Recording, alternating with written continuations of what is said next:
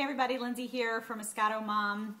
So yesterday a friend of mine posted on a message board that I'm a part of about her son getting bullied, and she asked, what do you do? How do you handle that? And so I messaged back to her that I'd had a bullying incident last year with my middle schooler, and that if she wanted to call me, that I would tell her how I handled it. Well, that started like a whole thread of people saying that they wanted to know how I handled it, that they might have the same issue come up at their school. So and I've seen, I guess now that school's back in session, that we're having to deal with bullying, all over again.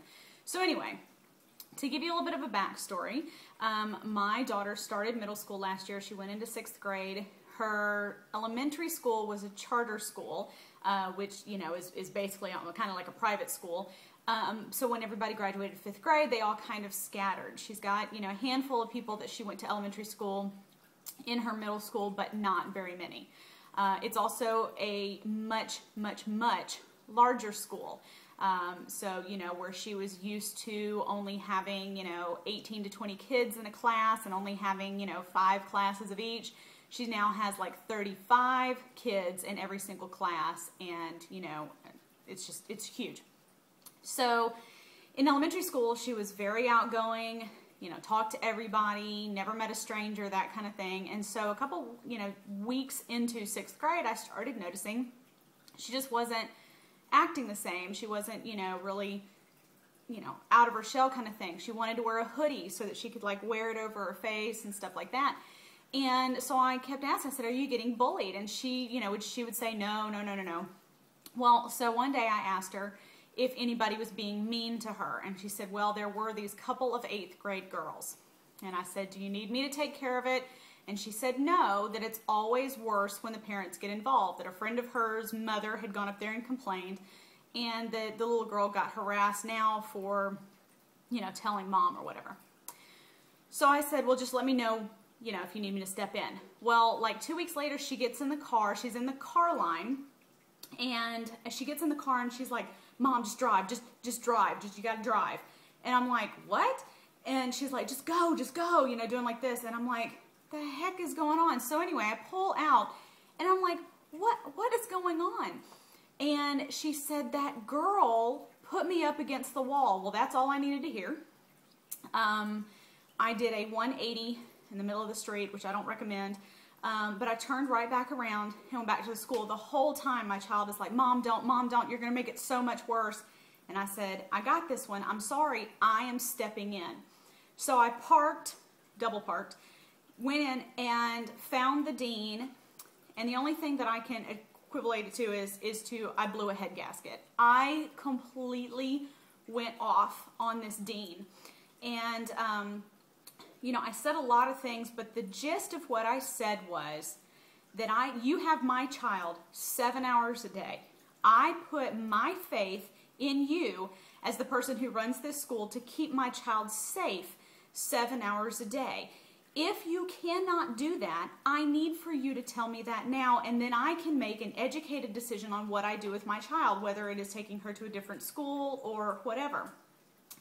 And the dean said, actually she turned to my child and said, well, did you put her name in the bully box? And I said, you know what, talk to me here. We're not going to make this that she didn't do something right.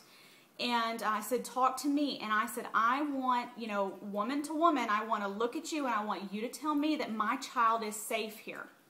And she, said, yes, she is safe. We do everything we can. We're putting some things in the space, blah, blah, blah. And I said, okay.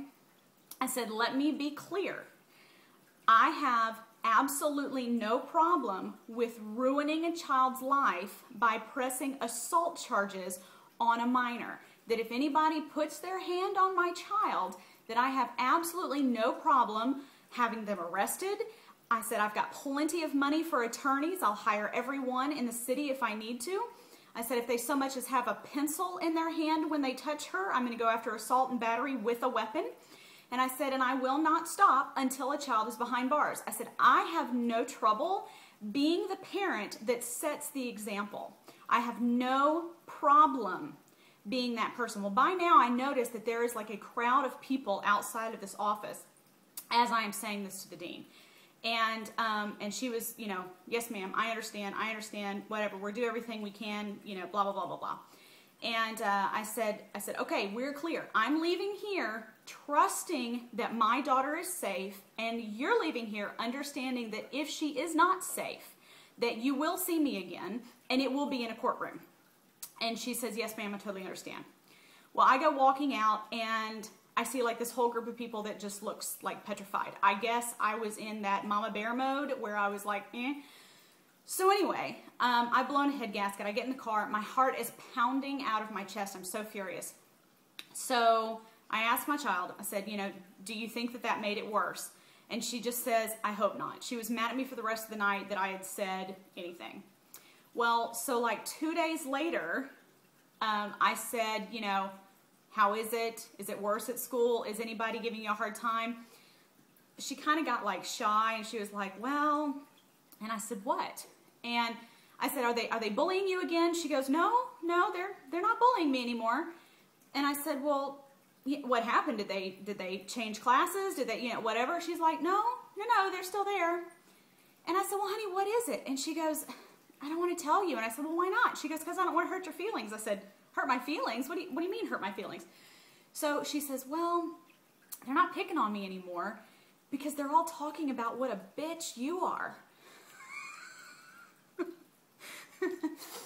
Well, of course, I laughed. She began to laugh, and I said, you know what, baby? Here's the thing. When someone says, wow, your mom's a bitch, I said, I want you to look her dead in the face and say, listen, you have no idea. I have to live with her every day. Imagine what my life is like. So, you know, moral of the story, I went in there, I blew a head gasket. These kids are now afraid of me. And if they leave her alone because they think I'm crazy, I'm perfectly okay with that.